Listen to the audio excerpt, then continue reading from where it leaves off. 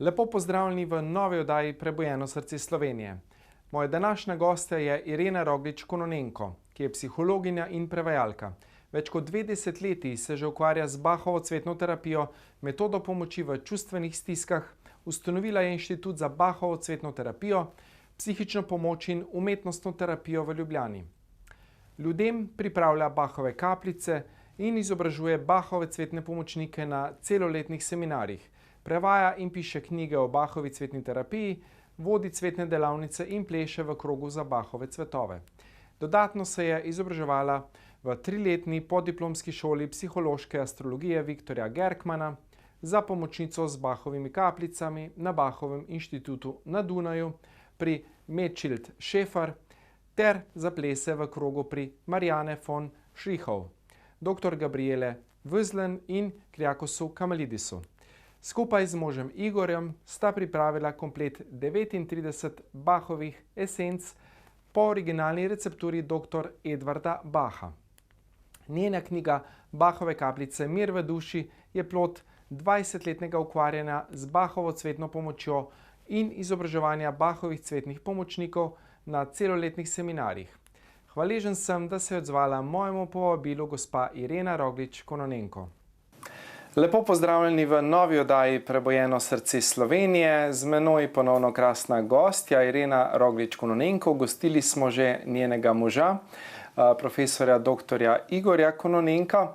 In za začetek bom prebral tole en citat od Edvarda Bacha, ker bova govorila o Bachovi cvetni terapiji. Torej, glavni razlog za neuspeh moderne medicinske znanosti je to, da se ukvarja s posledicami in ne z vzroki. In še ena, bolezni nikakor ne moramo pozdraviti ali izkoreniniti z današnjimi materialističnimi metodami iz enostavnega razloga, ker bolezen ni materialnega izvora. Ja, Irena, dobrodošla v našem studiu. Kako si kaj? Hvala, v redu. Ja, gre, super. Ja, torej pogovarjala se bova o Bachovi cvetni terapiji. Sama se že precej let ukvarjaš s to terapijo. Nam lahko mogoče za začetek poveš, kaj je sploh, kakšne vrste pomoč je ta Bachova cvetna terapija? Kdo je avtor Bachovih cvetnih kapljic, to sem že povedal, in kako je prišel do teh cvetnih zdravilnih pripravkov? Bachova cvetna terapija je naravna pomoč v čustvenih stiskah. Ne more škoditi, nima stranskih učinkov, lahko samo pomaga. Njen avtor je Anglež, zdravnik Edvard Bach, ki je želel najti zdravilo, ki bo samo zdravilo in ne bo nikoli škodilo. Menil je, da bo tako zdravilo našel v kraljestvu narave, kar se je v zadnjih 7 letih njegovega življenja mu zares posrečilo. Rojen 1886, umrl 1936, je v tistem času sicer začel svojo kariero kot uspešen zdravnik, bakteriolog, imunolog, tudi kirurg, ampak to, kar je on opažal, je bilo, da uradna medicina sicer preganja simptome, kdaj jih uspe pregnati, kdaj se vrnejo nazaj, kdaj jih nadomestijo novi. Stranski učinki zdravil pa dostikrat povzročijo več škode kot koristi. Tako da je želel najti zdravilo, ki bo zdravilo vzroke bolezni in ne samo odpravljalo simptome.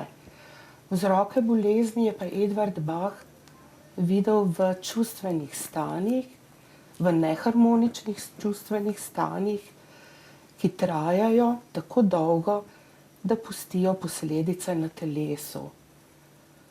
Čustva so nevtralna, so nek znak, ki nam pove, kje smo v življenju. Če so harmonična, če je to ljubezen, sočutje, veselje, potem je to lahko naš kažipot v življenju. Ne pomislimo vedno, da so tista, ki niso harmonična, ravno tako pomembna kot sporočilo, kam in kako naprej v življenju. Brez teh sporočil bi težko hodili. Bili bi tako kot brez zemljevida v pokrajini, kot brez prometnih znakov na cesti. Če nočemo, ne moremo zaznavati čustev, jih ozaveščati, se ukvarjati z njimi, ne moremo, nočemo, kakorkoli že, potem se odrazijo, če trajajo dolgo, na telesu. Na telesu so pa njihova znamenja tako neprijetna, da smo se pa prisiljeni z njimi ukvarjati. Zato Bach meni, da so ta sporočila, prva sporočila, telesna, bolezenska, v bistvu naše dobro. Vračajo nas nazaj k sebi, želijo nas opomniti na nekaj, s čimer si mogoče delamo škodo. Tako da bolezen je v bistvu tisto, kar nas opomni in nam pomaga. Je opozorilo, da nekaj ne delamo v redu, da v bistvu smo nekaj potlačili, da od nečesa mogoče bežimo. Duša, je tudi rekel Bach, duša, in tudi jaz resoniram s tem, pošlje bolezen, zato da se človek prebudi. Jaz mislim, da je Bachova cvetna terapija v bistvu, tako kot vsako resnično zdravljenje, duhovno zdravljenje. Čeprav seveda vsi, ki jo uporabljajo, tega mogoče niti ne vejo.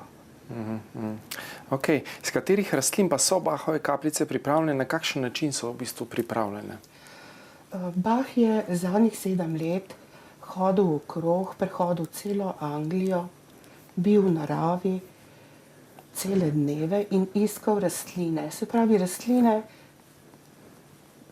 kakršne so vse okrog nas, v Angliji, pa tudi pri nas, po celi Evropi. Postal je tako senzibilen človek, da je v bistvu že ob tem, ko je cvetni listič položil v jezik, začutil, pri kakšni težavi lahko rastlina pomaga. Tako da Bachove rastline so cvetovi rož, grmovja, dreves, pripravljene po 2 metodah, sončni in metodi prekuhavanja. Samo mogoče za ponazorilo nekaj teh rastlin: repik, trpetlika, bukev, tavžent, roža, rožič, češnjelika, sliva, hrast, macesen. Bova tudi potem kakšno pokazala, ja? Tudi bova, ja. Tako da našel je 37 cvetov grmovja, rastlin, dreves, 38. esenca je bila studenčnica, pripravljena na enak način kot cvetne esence. 39. pripravek pa je edini, ki ga je sam pripravil naprej za prvo pomoč. Se pravi, za takrat, ko ne moremo premišljati, kaj kdo rabi, ampak v bistvu moramo samo hitro pomagati. To je ta rescue remedy tudi? To je rescue remedy, rešilne kapljice, rešilno zdravilo, ki ga v bistvu... Včasih sem ga tudi uporabljal, ker je bilo še ni spit, pomaga. Pomaga, ja. Jaz sem od začetka mislila, da mora že na pol umirati, da lahko to uporabljam.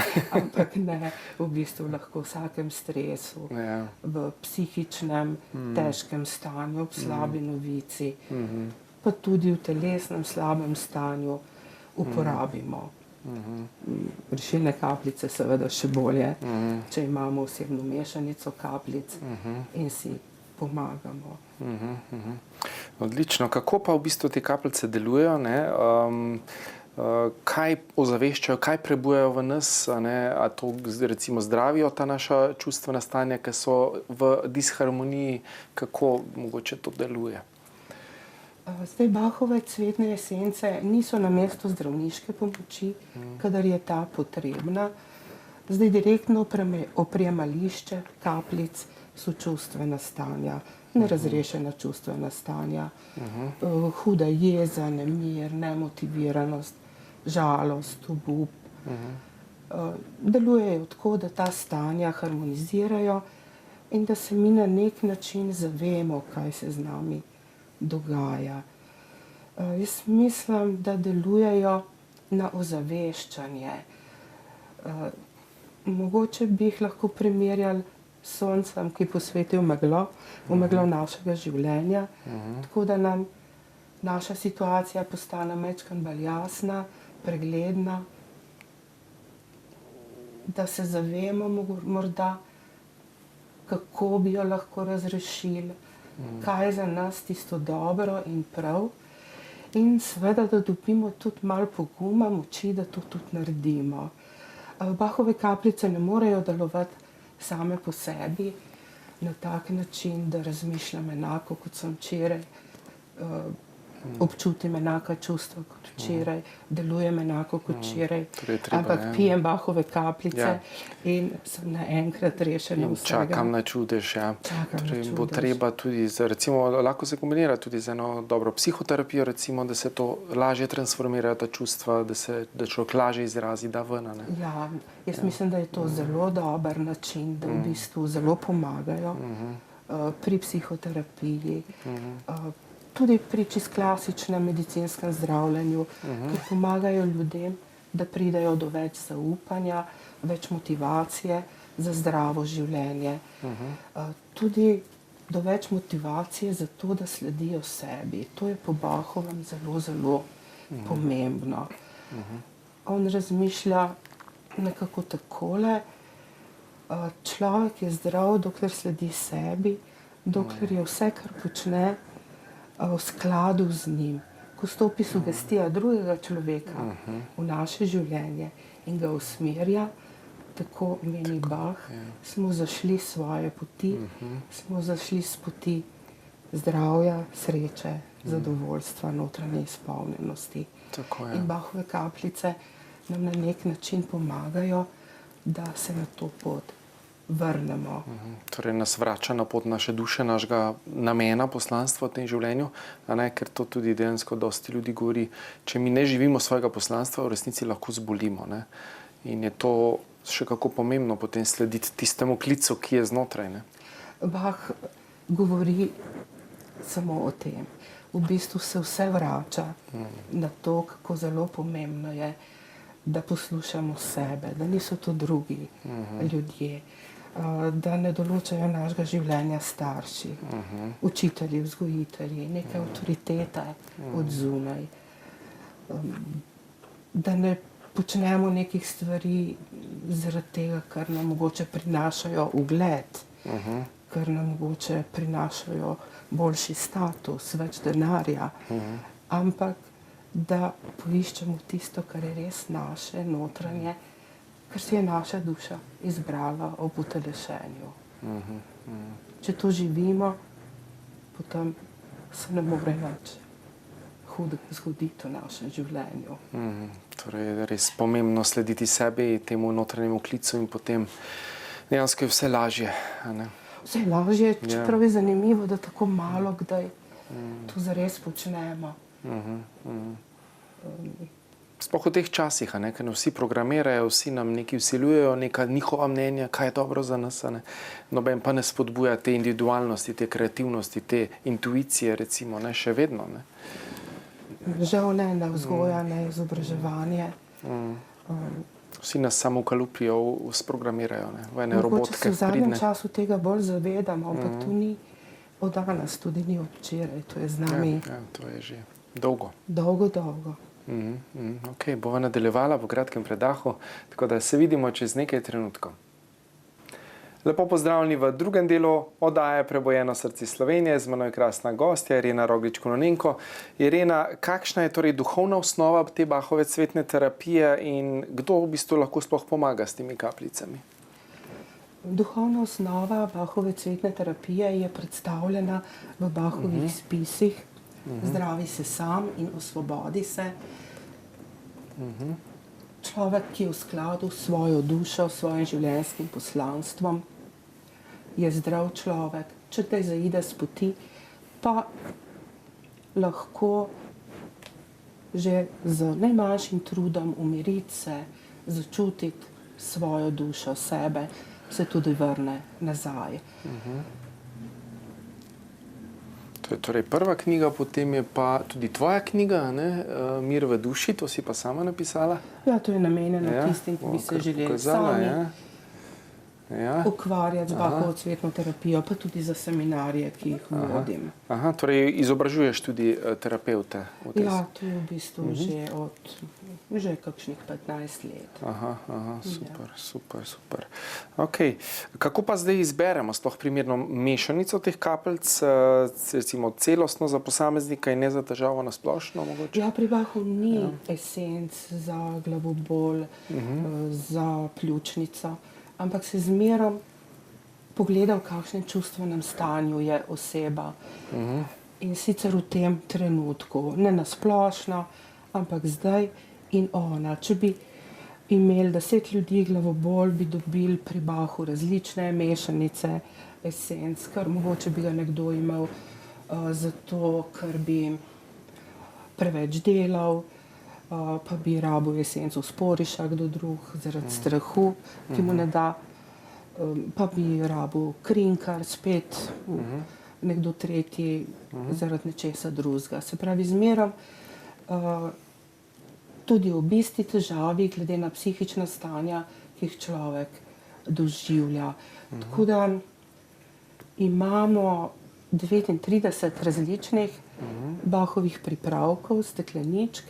Ponavadi v mešanici mešamo 1 do 7 esenc, tako da imamo okrog 15 milijonov možnosti različnih mešanic. Se pravi, mešanice se praktično ne ponavljajo.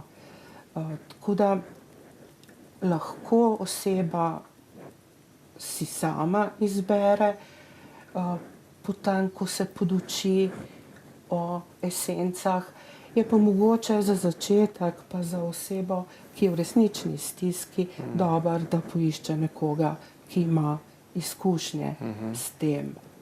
Bach si je sicer predstavljal, da ne bi bila to pomoč, kjer lahko vse naredimo sami, tudi rastline poiščemo v naravi in iz njih pripravimo. To je treba v pravilnih urah, ne? Pripravke, ja.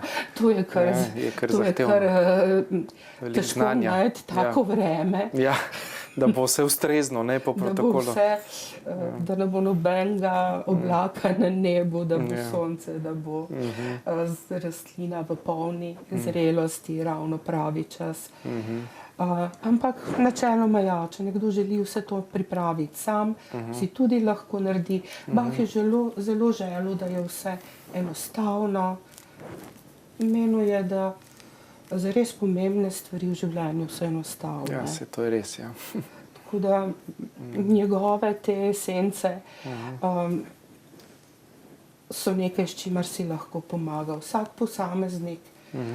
Seveda pa za začetek ob začetku imamo verjetno vsi en tak občutek, da bi vsako od teh esenc rabili. Ja, bi kar vse zmešali. Vse bi zmešali naenkrat. To pa ni tisto, kar je najboljše. Tako je mogoče tisto, kar nekdo z izkušnjami hitreje začuti. Kaj bi bilo v danem trenutku za osebo najbolj primerno, ne? Ja, in najbolj potrebno. Tako, okej. Mogoče nekaj primerov prakse, recimo tvoje svetovalne prakse, primerov ljudi, pa mogoče pokažeš kakšno esenco, ki je pomagala pri določenem stanju, mogoče s kakšne tvoje lastne izkušnje. Ja, teh izkušenj se je v 25 letih dela zelo veliko nabralo. Jaz mislim, da sem bila najbolj vesela, pa tudi dostikrat presenečena ob dobrih izkušnjah, o katerih so poročali starši otrok. In sicer čim mlajši so otroci, tem boljše, tem hitreje odreagirajo na Bachove esence. Tako da dostikrat so mi ljudje že isti dan sporočili, da je otrok čisto drugačen ali pa po parih dneh, da nima več težave, zaradi katerih je dobil Bachove kapljice. Zdaj mogoče je treba to pojasniti, zakaj pri otrocih tako dobro delujejo. Prej smo rekli, da gre pri odraslih za ozaveščanje, da moramo s tem sodelovati. Pri otrocih Jaz mislim, da so tako odprti do teh naravnih energij, da se enostavno pretočijo vanje. Oni nič ne sprašujejo, kako to deluje, koliko časa deluje, a sme delovati tako ali drugače. Oni enostavno se temu prepustijo in esence najbolj učinkovito in najhitreje delujejo prav pri teh bitjih, ki nimajo razumskih predsodkov, se pravi pri otrocih, čim manjši so, možno pa jih je uporabljati tudi pri rastlinah in tudi pri živalih.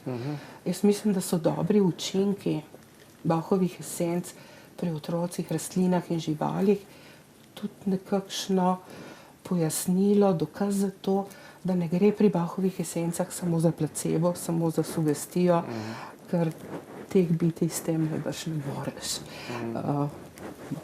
pripraviti na učinkovanje. Sicer pa ljudje prihajajo v najrazličnejših situacijah, tudi ob telesni bolezni je lahko Bachova cvetna terapija, čustvena podpora, duhovna podpora in tukaj ni nekih zadržkov, da ne bi smeli pripraviti Bachovih esenc za ljudi ob nekih boleznih, težkih boleznih, o katerih jasno, da tisti, ki ponavadi pomagamo z Bachovimi esencami, ne vemo vsega, pa zelo, zelo malo. Tako da tukaj ni tega zadržka, ker zmerom lahko prinašajo to voljo, optimizem, iskanje sebe, namena lastne duše in potem je seveda oseba tudi bolj dovzetna za kakršnokoli drugo zdravljenje. Sicer so pa zelo dobre izkušnje, vsaj kolikor jih jaz imam pri zdravljenju z Bachovimi esencami, prav pri alergijah. Se kar izvenijo potem, recimo? Ja, v nekem smislu določene stvari zelo hitro izvenijo.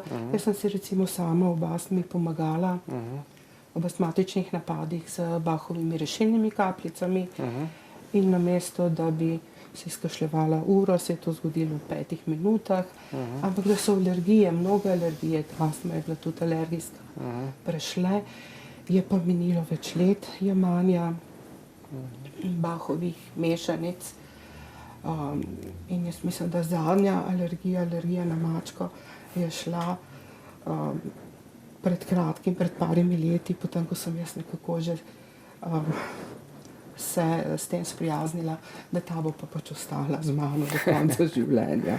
Nekoč sem opazila. Ko sprejmemo, lahko odide. Točno to. In take esence, ki nam pomaga sprejeti, da zadeva odide, je recimo esenca pravega kostanja.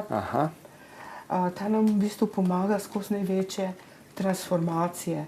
Seveda, predtem je trenutek, ki bi ga lahko imenovali črna noč duše. Se pravi, ko je tako hudo, da človek razmišlja, da je to na meji njegovih moči, tistega, kar še lahko sprejme, kar lahko še preživi. Če bi hujše prišlo, ne bo mogel več. No, v takih situacijah mu esenca pravega kostanja pomaga. In ja, sprejeti, ko sprejmemo, marsikaj lahko tudi odide. Ampak ne moremo sprejeti s figo v žepu. Ja, bom sprejela, ampak ne se zgodi tako, kot želim. Ja, mora biti iskreno, in res. Iskreno in to pomeni tveganje, negotovost. Tako, zaupati temu višjemu, da se bo zgodilo tako, kot se ima za zgoditi, da se predamo in res ne dvomimo. Esenca, ki pomaga razvijati zaupanje, je esenca encijana.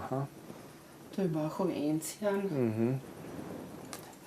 Pomaga nam razvijati zaupanje do sebe, do drugih, na splošno do življenja, da nam s tistim, kar nam prinaša na pot, ne želi metati polen pod noge, ampak nam v bistvu nudi novo možnost za učenje. To je mogoče v hudih situacijah preizkušnje težko videti, sprejeti, ampak z neke časovne distance pa verjetno to lahko opazimo. Ta esenca nam tudi pomaga, da smo pozitivno nastrojeni, ker če sami dvomimo v tisto, kar začenjamo, potem si dejansko režemo vejo, na kateri sedimo. Tako da pomaga nam biti zares to, kar smo. Jaz lahko lepe mantre, lepe afirmacije govorim od jutra do večera, ampak če jaz tega ne čutim, potem mi ne bodo nič pomagale. Drugo pa je, če čutim. Tako je. Potem se pa lahko zgodijo tudi čudeži. Ja, res je. Torej, premalo poudarjamo to čutenje, ne preveč samo racijo, razuma, ne v tej naši družbi. Zagotovo. Jaz mislim, da Bachove esence pomagajo ravno zato, ker delujejo tudi na drugih nivojih, ne samo na tem razumskem, logičnem, kjer smo mi ponavadi močni, celo premočni. Tako da tukaj se pa neke stvari samodejno zgodijo. Včasih ljudje to zanimivo opisujejo kot tak lahen piš vetra, nekaj, kar je bilo težava, odide. Včasih niti sami ne opazijo, pa pove partner ali pa ljudje na delovnem mestu ali pa vprašajo, kaj se s človekom dogaja, da se je spremenil.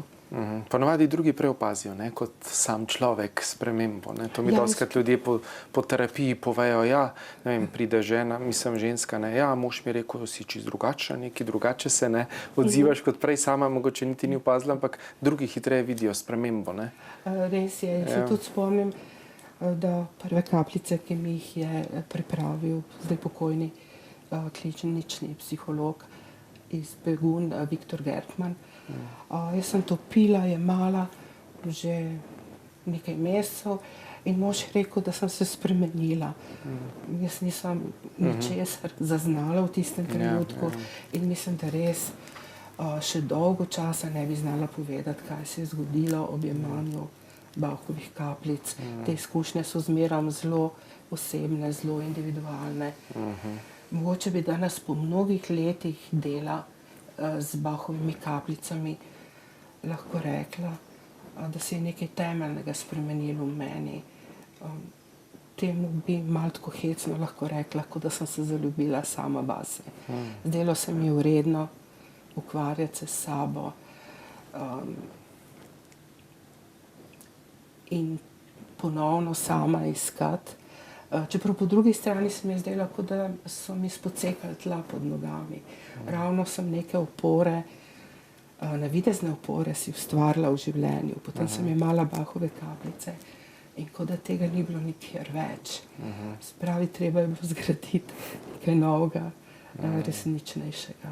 Odlično, zelo lepo bova nadaljevala po kratkem predahu, tako da se vidimo čez nekaj trenutkov.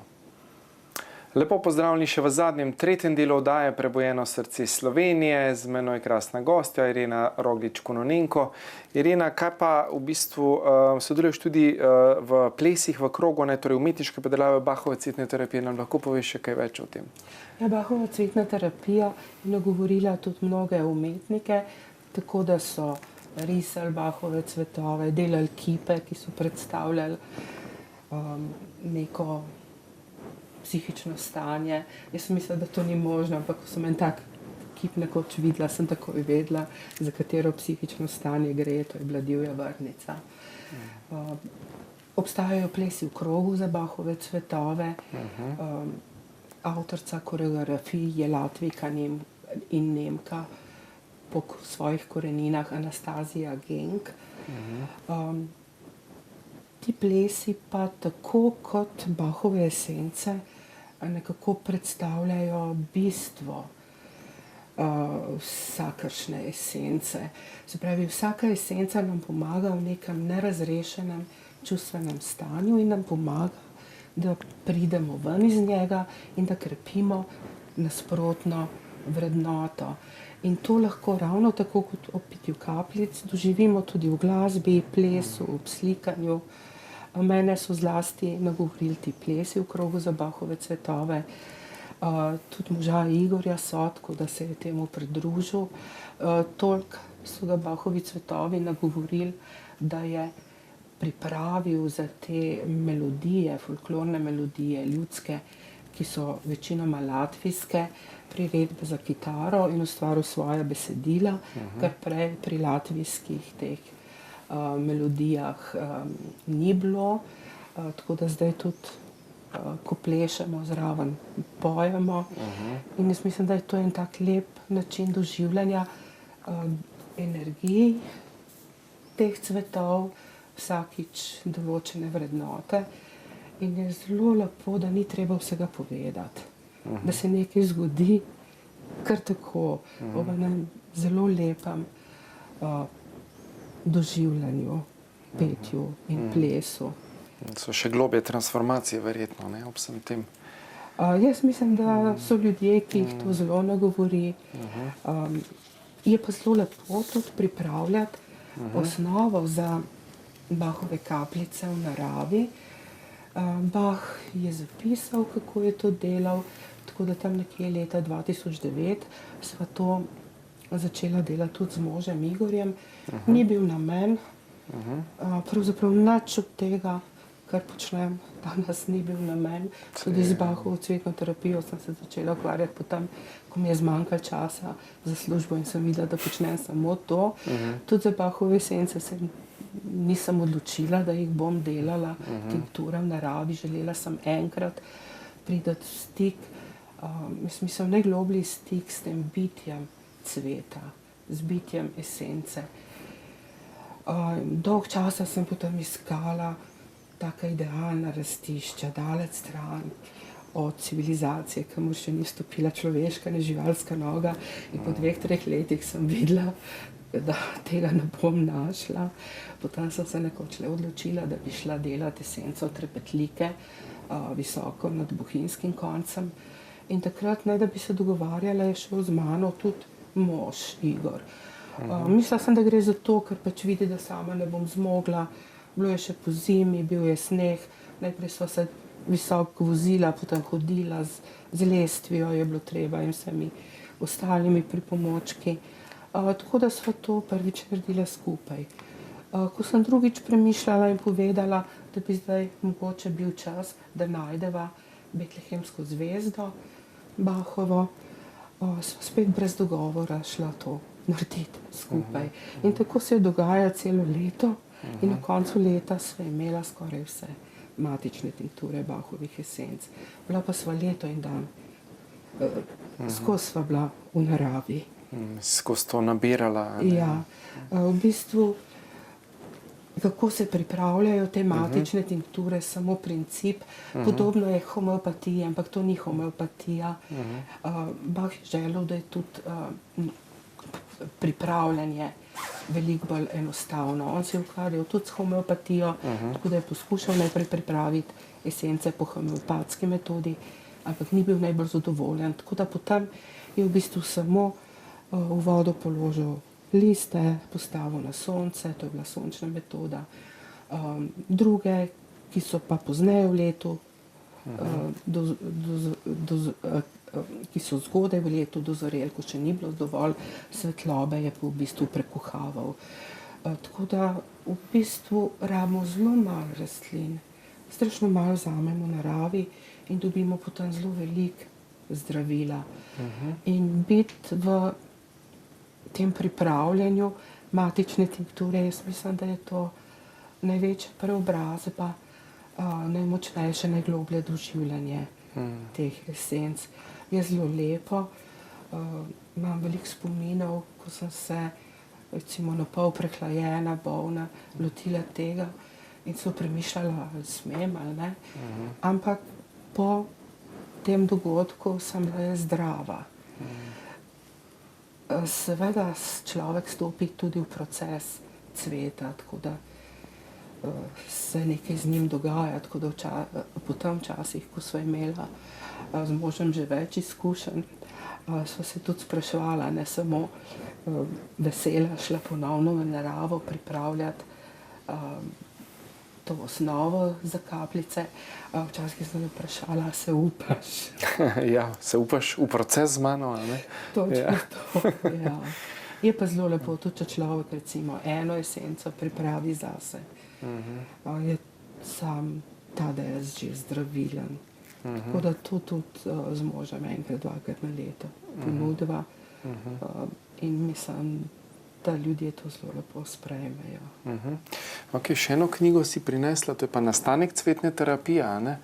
Mogoče še kakšna beseda o tej knjigici, pa bova dala potem tudi eno nagradno vprašanje, ne, in podarila potem 3 knjige, ki sva jih omenila.